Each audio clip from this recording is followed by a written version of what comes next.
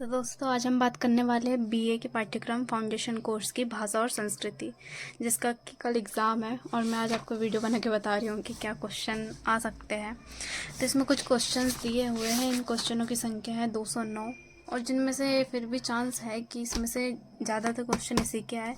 इसका पहला क्वेश्चन है, गीता के आरंभिक श्लोक के शब्द है धर्म क्षेत्र कुरुक्षेत्र। गीता संवाद ग्रंथ है कृष्ण और अर्जुन संवाद। गीता में सर्वमान्य श्लोकों की संख्या कितनी है? सबको पता है 700 श्लोक। गीता में अध्यायों की संख्या कितनी है? ये भी सभी को पता है, 18 अध्याय होते हैं। गीता का प्रथम भाष्य किसने लिखा? तो ये लिखा है शंकराचार्य ने। गीतों में कितने प्रकार के योगों की चर्चा है? तो ये भी लगभग सभी लोगों को पता है। गीता का लक्ष्य है अज्ञान जनित मोह को नष्ट करना। धृतराष्ट्र और पांडवों का परिवार लड़ने के लिए कहाँ इकट्ठा होता है?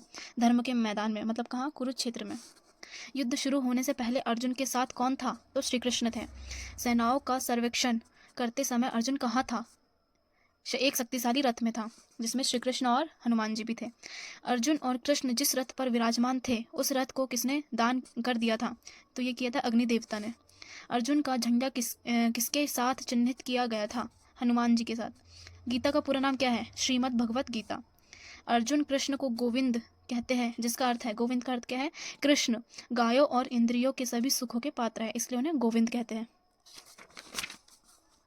अर्जुन निद्रा और अज्ञान दोनों को कैसे जीत सकता था? कृष्ण से मित्रता के कारण। जीव की इच्छाओं की पूर्ति कैसे हो सकती है? जब जीव गोविंद की इंद्रियों को संतुष्ट करने की कोशिश करता है तब। अर्जुन कृष्ण को खालिस्तान कहते हैं, जिसका अर्थ है भाग्य की देवी का पति, माधव। अर्जुन अंत में अपना धनुष एक तरफ रख देता है और रथ पर बैठ जाता है। उसने खालिस्तान नहीं करने का फैसला किया है।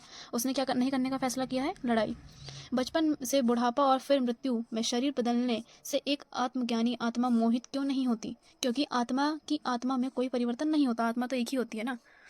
बुद्धि योग का अर्थ है प्रभु की दिव्य प्रेममयी सेवा। शुद्ध दिव्य चेतना में रहने वाले के लक्षण क्या है? क्या है?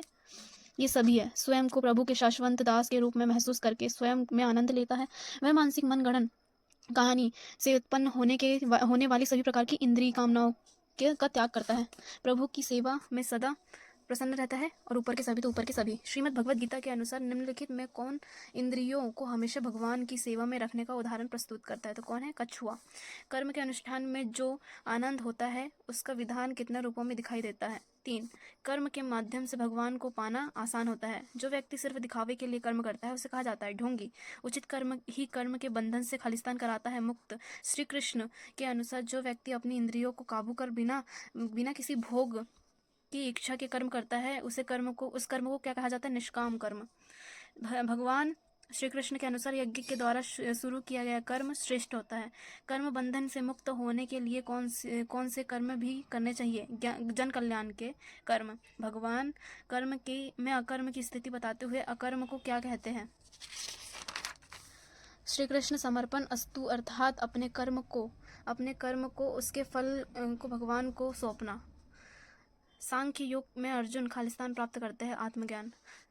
संन्यास योग को खालिस्तान नाम से जाना जाता है, सांख्य योग। अर्जुन कर्म और संन्यास में श्रेष्ठ खालिस्तान समझते हैं संन्यास। जो व्यक्ति अपनी इंद्रियों में काबू पाकर बिना किसी इच्छा के कर्म करता है उसे निष्काम कर्मयोग कहते हैं। यज्ञ की महिमा खालिस्तान बताई है भगवान ने। श्री कृष्ण ने के अनुसार हमें जीवन को अच्छा बनाना है तो हमें खालिस्तान करना चाहिए, अच्छे कर्म करना चाहिए। मैं तीनों लोकों का स्वामी हूँ, ये श्री कृष्ण ने कहा। निराला को अपनी जनता का कवि किसने कहा है? आचार्य रामविलास शर्मा ने। निराला काव्य का दार्शनिक आधार है वेदांत। मनुष्यों की मुक्ति की तरह कविता की भी मुक्ति होती है, ये कथन किसका है? सूर्यकांत त्रिपाठी निराला की। अनामिका ग्रंथ है काव्य संकलन। जागो फिर एक बार कविता किस काव्य संग्रह से संकलित है? परिमल। जागो फिर एक बार कविता किस पत्रिका से में सबसे पहले संकलित होती थी? मतवाला हुई थी।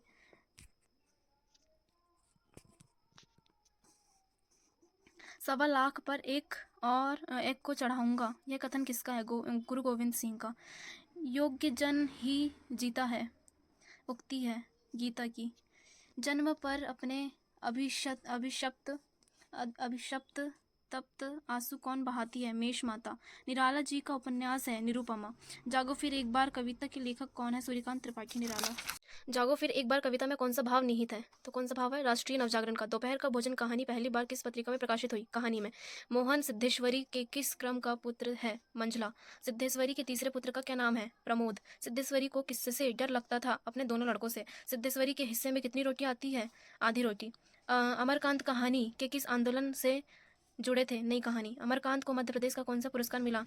मैथिली शरण गुप्त सम्मान। दोपहर का भोजन कहानी के लेखक है अमरकांत। सिद्धेश्वरी ने यह झूठ क्यों बोला कि बड़का तुम्हें तुम्हें बाबूजी बाबूजी किए रहता है, बाबूजी देवता समान है? ऐसा करके सिद्धेश्वरी परिवार को बांधे रखना चाहती थी। खाना बनाने के बाद सिद्धेश्वरी ने दोनों घुटनों के बीच में सर रख लिया क्योंकि उसे भोजन की चिंता थी। उसके कलेजे को पानी लग गया था क्योंकि वह भूखी थी। प्रमोद के हाथ पैर बासी ककड़ियों की तरह थे क्योंकि उसे संतुलित भोजन नहीं मिलता था। समय आने पर सब ठीक हो जाएगा कथन से अभिप्राय है।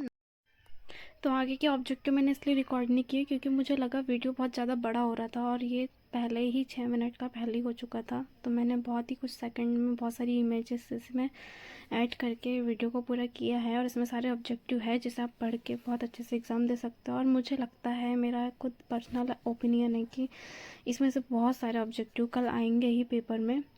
और ये जो 2020 है वो 2025 की है, तो इस जो भी सारा मटेरियल है वो एकदम नया है। और थैंक यू, और अच्छे से पढ़ के जाइएगा। Best of luck, bye bye.